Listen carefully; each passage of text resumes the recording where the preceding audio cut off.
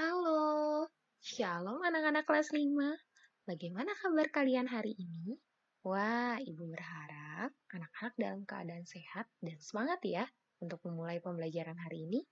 Hari ini kita akan belajar pendidikan agama Kristen dan budi pekerti bersama Bu Siska Haryanti. Nah, anak-anak boleh panggil dengan sebutan nama Bu Siska.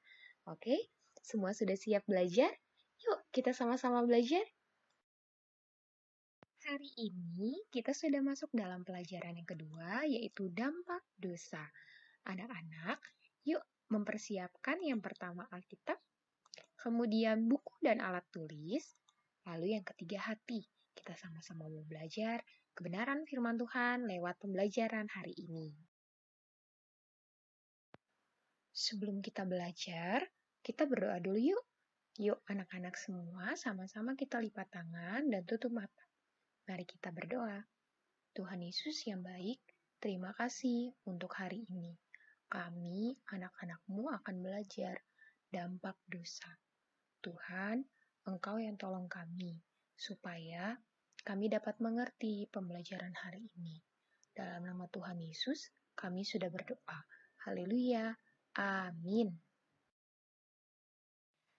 Tujuan pembelajaran kita hari ini, yang pertama, menjelaskan arti dosa, dan yang kedua, menyebutkan dampak dosa.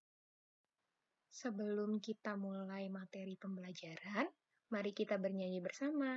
Anak-anak, ayo kita bernyanyi dengan menggunakan gerakan. Lihat video berikut ini ya.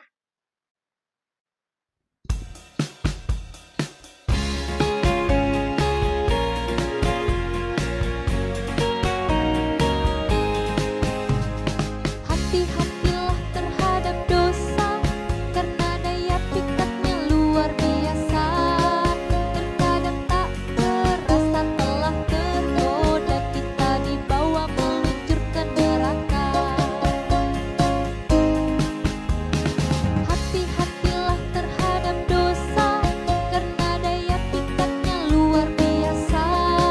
Terkadang tak terasa telah tergoda, kita dibawa meluncur ke neraka.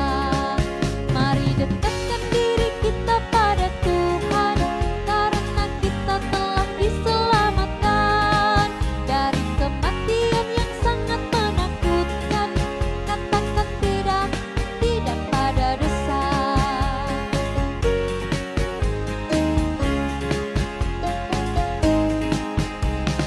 Dosa jangan diberi peluang, temukanlah Tuhan di dalam doamu. Kita akan terima kasih karunia dan menjadi ahli warisnya. Mari dekatkan diri kita pada Tuhan, karena kita telah diselamatkan dari kematian yang sangat menakutkan. Katakan tidak, tidak pada dosa. Mari dekatkan diri kita pada Tuhan, karena kita telah diselamatkan dari kematian yang sangat menakutkan. Katakan tidak, tidak pada dosa. Katakan tidak, tidak pada dosa. Katakan tidak, tidak pada dosa.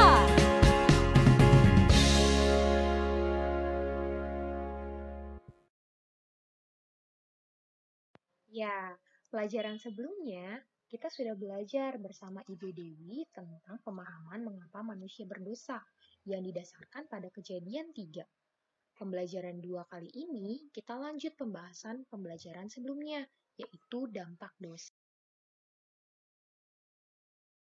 Semua perbuatan yang dilakukan manusia pasti memiliki akibat atau dampak.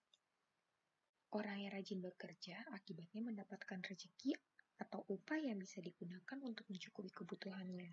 Tetapi orang yang malas bekerja pasti tidak akan dapat upah dan hidupnya tidak berkecukupan. Coba lihat gambar berikut ini.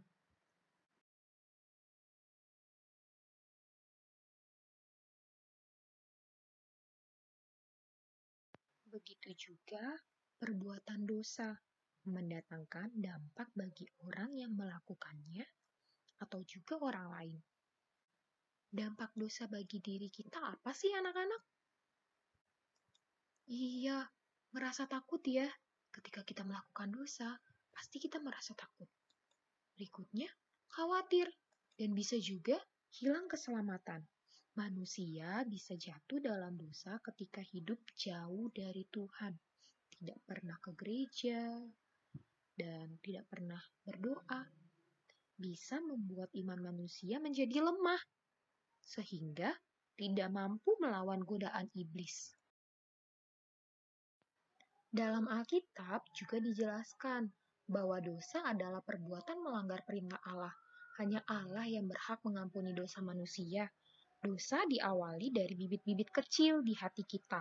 Misalnya, iri hati, dengki, amarah, serakah, angkuh, keinginan untuk menguasai, dan masih banyak lagi. Setiap perbuatan baik maupun buruk pasti ada dampaknya. Anak-anak, selain dampak dosa bagi diri kita sendiri, dosa menimbulkan dampak terhadap orang lain. Misalnya sakit hati, permusuhan, kepedihan, sedih, kecewa, dan siksaan yang berkepanjangan. Orang yang berbuat dosa pasti mendapatkan hukuman. Dalam Matius 5 ayat 21 sampai 22, juga dijelaskan, anak-anak boleh baca di rumah ya, di Alkitabnya masing-masing. Hukuman yang dimaksud supaya manusia jera dari perbuatan dosanya. Anak-anak, Ibu akan menceritakan sebuah kisah di Alkitab. Anak-anak duduk yang manis dan perhatikan ya. Ada dua orang kakak beradik, namanya Kain dan Habel. Anak-anak tahu Kain dan Habel ini siapa? Wah, hebat. Ya, benar. Kain dan Habel adalah anak dari Adam dan Hawa. Setelah diusir dari Taman Eden, Bapak Adam dan Ibu Hawa mempunyai dua anak laki-laki. Ketika mereka beranjak dewasa, mereka memiliki pekerjaan. Kain, anak pertama, sebagai seorang petani. Sedangkan Habel, adiknya adalah gembala kambing domba. Adam dan Hawa mendidik anak-anaknya agar berbakti kepada Tuhan dan mempersembahkan korban bakaran sebagai ucapan syukur atas berkat Tuhan dalam kehidupannya. Pada suatu hari, tibalah waktunya bagi Kain dan Habel untuk mempersembahkan persembahan kepada Tuhan. Lalu, Kain mempersembahkan sebagian hasil tanah itu kepada Tuhan, seperti buah-buahan, sayur-sayuran, segala hasil tanah yang dikerjakan oleh Kain. Tetapi, apa yang terjadi anak-anak? Tuhan tidak menerima persembahan dari Kain. Mengapa ya? Dan Habel juga mempersembahkan daging lemak anak sulung kambing dombanya. Dia persembahkan kepada Tuhan. Lihat apa yang terjadi. Api dari langit membakarnya. Tanda bahwa Tuhan menerima persembahan Habel. Lihat anak-anak, hati Kain menjadi sangat marah dan wajahnya menjadi muram. Tuhan mengingatkan agar Kain harus selalu berbuat baik agar tidak berdosa.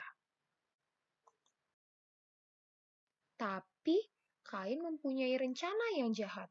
Lalu Kain mengajak Habel pergi ke padang. Tiba-tiba Kain memukul Habel adiknya sampai terluka parah. Tuhan mengetahui perbuatan jahat Kain, tetapi Kain tidak mengakuinya. Wah, ternyata Kain jahat ya. Tuhan menghukum Kain. Tuhan tidak memberkati Kain dan Kain menjadi seorang pengembara. Walaupun Tuhan menghukum Kain, tetapi dimanapun Kain berada, Tuhan melindunginya. Dari kisah ini kita belajar. Kita lihat Kain sebagai contoh orang yang jatuh dalam dosa. Ia merasa iri hati terhadap persembahan Habel, karena persembahannya diindahkan Tuhan, sedangkan persembahan Kain tidak diindahkan Tuhan. Tibalah kita di akhir pembelajaran hari ini. Kesimpulannya, yang pertama, dosa adalah perbuatan yang melanggar perintah Allah. Oleh karena itu, anak-anak, kita tidak boleh melakukan dosa. Karena kalau kita melakukan dosa, kita membuat Tuhan sedih. Dan yang kedua, dampak dosa itu ada dua, yaitu dampak bagi diri kita sendiri dan dampak bagi orang lain. Nah, dari pembelajaran hari ini, Ibu berharap anak-anak dapat mengerti dan anak-anak dapat melakukannya ya. Untuk mengakhiri pembelajaran kita hari ini, yuk kita berdoa.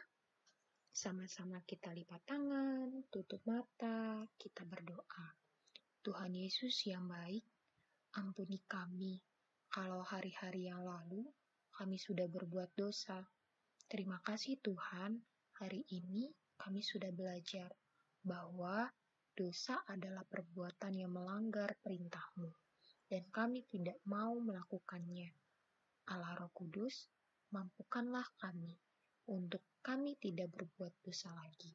Dalam nama Tuhan Yesus, kami sudah berdoa. Amin. Anak, ingat pesan ibu guru ya. Apabila kalian keluar rumah, jangan lupa untuk melakukan 5M. Yang pertama, memakai masker. Yang kedua, mencuci tangan dengan air yang mengalir. Yang ketiga, menjaga jarak dengan orang lain. Yang keempat, menjauhi kerumunan. Dan yang terakhir, mengurangi mobilitas.